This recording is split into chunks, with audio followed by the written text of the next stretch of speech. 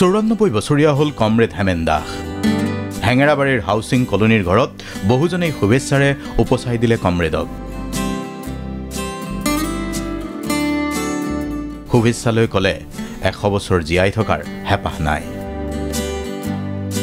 কি নাছিল কমৰেড হেমেন দাসৰ মাজত? 62ৰ চীনা আগ্ৰাসনৰ সময়ত তেওঁ আছিল শিক্ষক। তাৰ কিছু বছৰ পিছতেই গাঁৱৰ কৃষক শ্ৰমিকক মহাজনী অৰ্থনীতিৰ পৰা উদ্ধাৰৰ বাবে এজন সংগ্ৰামী সৈনিক হৈ থিয় দিছিল সমুখ সমৰত। চিপিএমত যোগ দি এদিন তেওঁ দলটোৰ পলিট ব্যুৰো সদস্য হৈছিল। মুঠ 6জন মুখ্যমন্ত্ৰীক কাষতে পাইছিল হেমেন দাসে।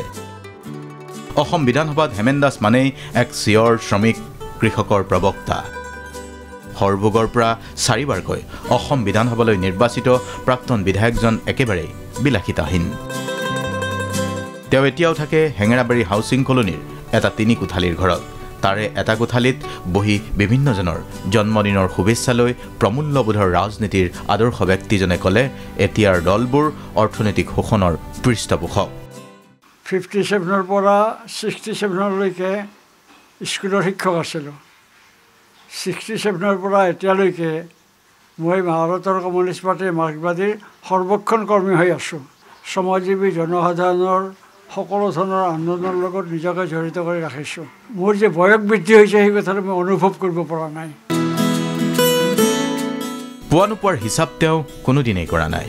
আজিও পেঞ্চনৰ ধনকেইটা পালেই সিংহভাগ আগবঢ়াই দিয়ে শ্ৰমিক কৃষকৰ কল্যাণৰ বাবে।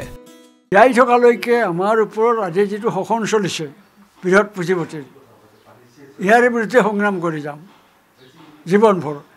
আৰু জনসাধাৰণক কম, যেতিয়ালৈকে পুঁজিবাদী শোষণ চলিব তেতিয়ালৈকে আপোনাৰ দৰমহা 10 টকা বাঢ়িলেও আপুনি ভাল জীৱন যাপন কৰিব নোৱাৰে।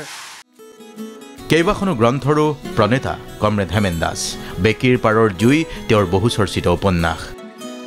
কেইটামান নিশাৰ কবিতা, নানা লেখা আদি তেওঁৰ অনন্য গ্ৰন্থ সম্ভাৰ। 42ৰ আন্দোলনৰ পটভূমিত লিখা বেকীৰ পাৰৰ জুইত উল্লেখ আছে সেই আন্দোলনত সৰভোগ থানা জ্বলাই দিয়াৰ কাহিনী।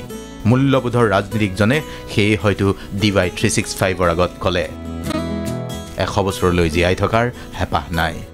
জীয়াই থাকিলে বহুকেইখন গ্ৰন্থৰ পৰিকল্পনা চলিছে এতিয়াও। 100 বছৰ জীয়াই থাকিম বুলি মই দাবী কৰিব নোৱাৰোঁ, বুজিছেনে?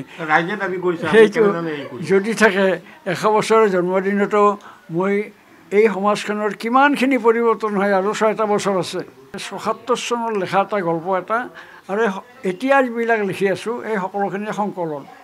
আৰু বৰ্তমান মই এখন উপন্যাস লিখি আছোঁ, আধা লেখা হৈছে। সেইখিনি কমপ্লিট কৰিব পাৰিলে তাৰ পৰৱৰ্তী কামটো হাতত ল'ম।